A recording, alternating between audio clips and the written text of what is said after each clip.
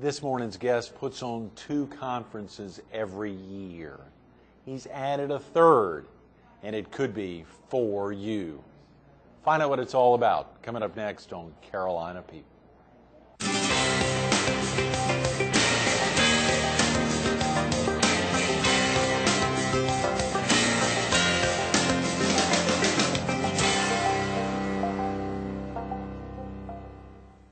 Good morning. Welcome to Carolina People. This morning we're in the lobby of the Myrtle Beach Area Chamber of Commerce at 1200 North Oak Street in Myrtle Beach. We're focused on the first annual Myrtle Beach Golf Conference to be held in November. And we're visiting with Dr. John Stamey, the General Chair. Good morning, Dr. Stamey. Good morning. Correct? Are you the General Chair? I'm the General something. You're the General of... I'm the General Chair. You are the General of the event, and we are Something very like exciting. that. Someone's got to lay down the law. That's exactly right. Well, we're really looking forward to it. Absolutely. We are thrilled to get you in. What about the lobby here on a Monday morning before they open up? They're kind enough to let us in, and obviously some other folks snuck in. That's exactly right. It was early, and I didn't have a lot of traffic, so that was good. I understand you were out golfing yesterday. Well, unfortunately, I was out golfing, and I'd been reading some books from the late 50s and early 60s, some of Ben Hogan's old stuff, and I hurt my back. No, you hurt your back yesterday? Yeah, well, yesterday and the week before, you add the two together, and it was bad. So what I've been doing, this morning I got up, what I should have been doing is going on YouTube. Now, you remember I do write the Internet column. You get to see that once a week. I've seen that in the Myrtle Beach Herald, once a week. Popular community newspaper. That's right. So what happened is I said, I've got to do better, and I talked with the pro out at my course, Chip Weisgerber, and he said, John, get to YouTube and look at some of those golfers that are playing well today. Watch them swing, and you'll see them doing some things that you shouldn't be doing with your back. And so last night and this morning I was watching a couple analyses of Sergio Garcia's swing, because that guy has probably got the best swing on the tour right now. Right. And I saw some things that I shouldn't have been doing Sunday. I wish I'd looked at that Saturday night, or I wouldn't be so sore this morning, but that's okay. Well, you got up and at 'em, and we're here, and of course the golf conference is coming up fast. I mean, literally, we've got, what? It's about 90 days. 2.5 months away, yeah. 3 months you're away. Right, That's maybe just under 90 days away. Right.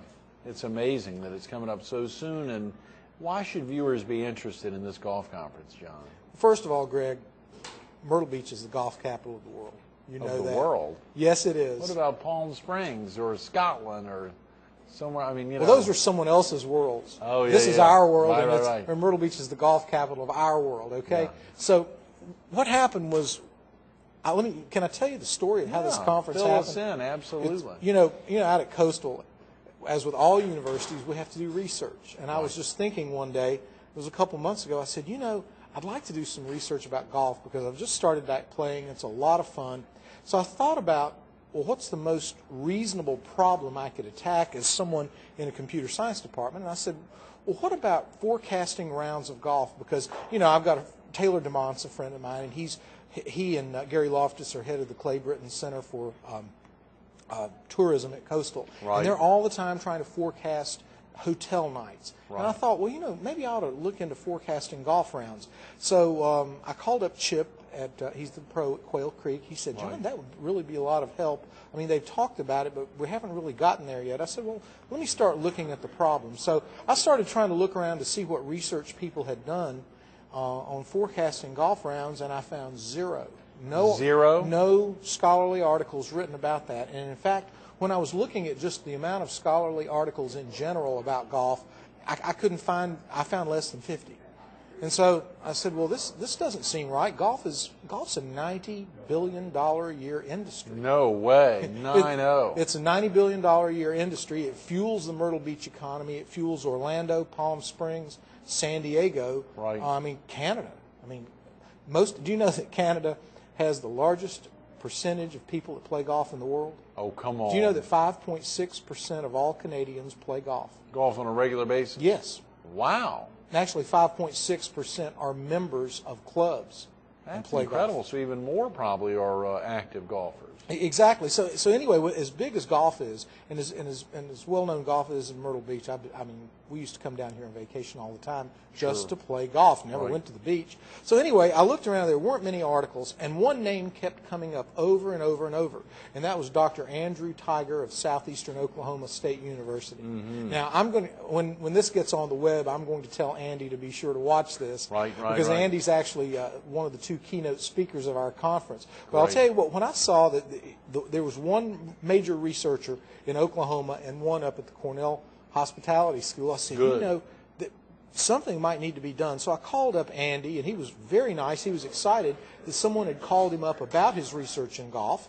He's got about, I guess, 10 or 12 publications, and we talked quite a while. I was so intrigued with what he had done. A lot of his research focuses on how should you space golfers to tee off during the day to maximize the return and to maximize their experience, which is kind of a neat thing.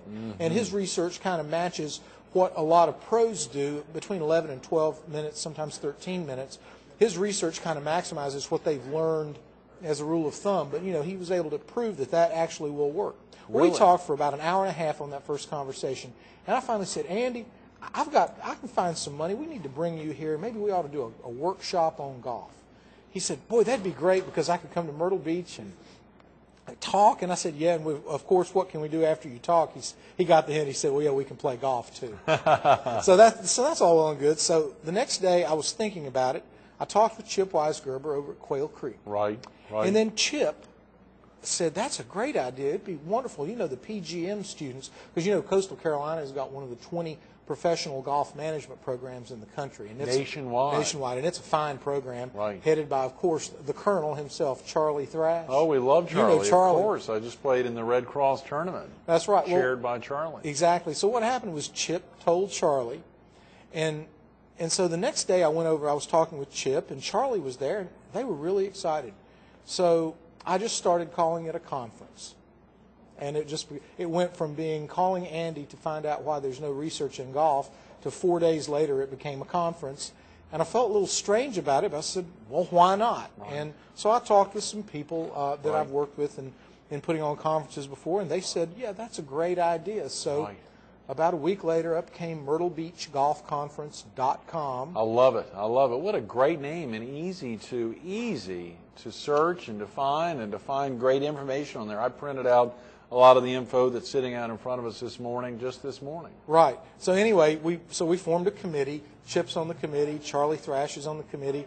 Andy Tiger's on the committee.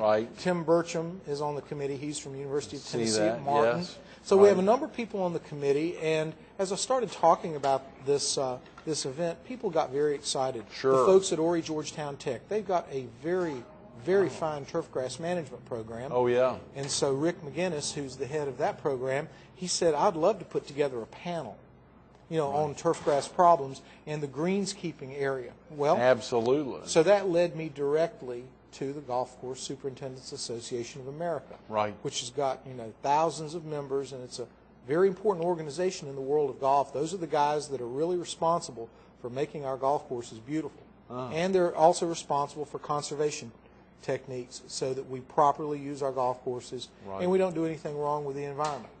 I called up the GCSAA and found out that their ultimate president, is Dave Downing from Myrtle Beach. He is from Myrtle Beach. Right, and he's the head superintendent for Signature Golf Group. You know, they're headquartered down there just south of Surfside. Right. They own Indigo Creek and Burning Ridge.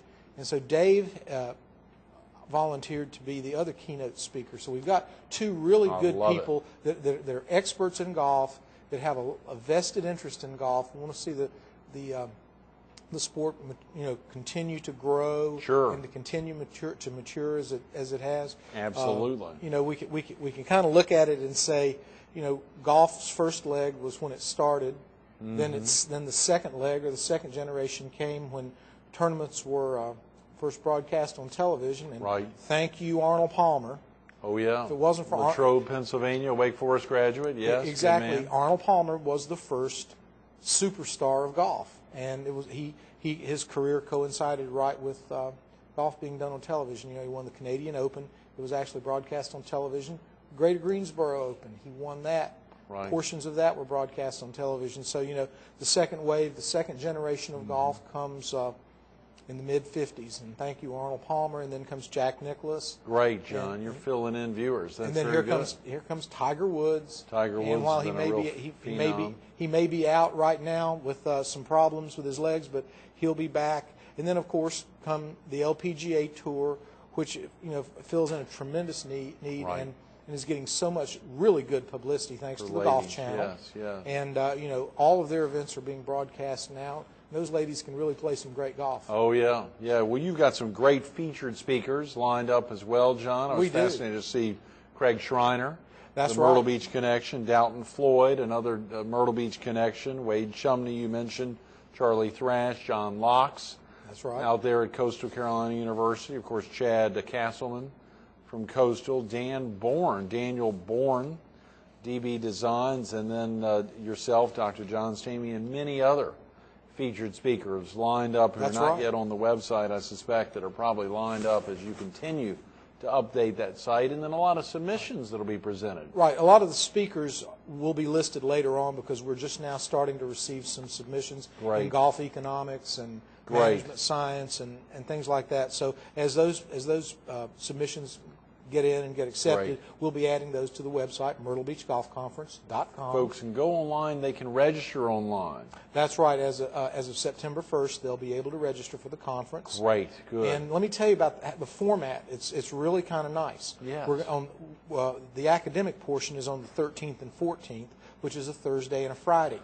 And then on Friday evening, we're going to have an indoor putting and an indoor closest to the pin competition at Martin's PGA Tour Superstore. Tremendous, John. Brilliant right. idea. The one over here on 29th Avenue? Exactly. Right. And then what's going to happen Saturday morning is we're going to be out at Quail Creek, and we're going to have a golf tournament. We're going to have members of the PGM program, the students at Coastal are going to be playing, along with other members of other folks that are going to be at the conference.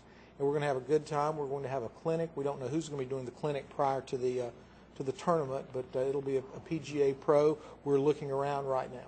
So and some other great retired PGA players, I believe, someone to be highlighted. We're working looking that. around to see exactly what we're going to do, but it looks like we're going to be holding a reception to honor somebody very special. Actually, several people that have contributed a lot to golf on Thursday night. And so there'll be more about that on the website. And also, if you'll help us out a little bit, we'd like to. I told you ahead of time we want to do that. We sure want to open the door for that. And the Myrtle Beach Golf Conference is a tremendous vehicle, the first of its kind. Is it the first of its kind that you've been able to find out worldwide, or just in the Palmetto State? No, it really is the first academic conference that I've been able to find. I've looked all over. There are a number of commercial exhibitions that take place all around the country, but those are really trade shows. And this is the first conference that's really focusing on golf.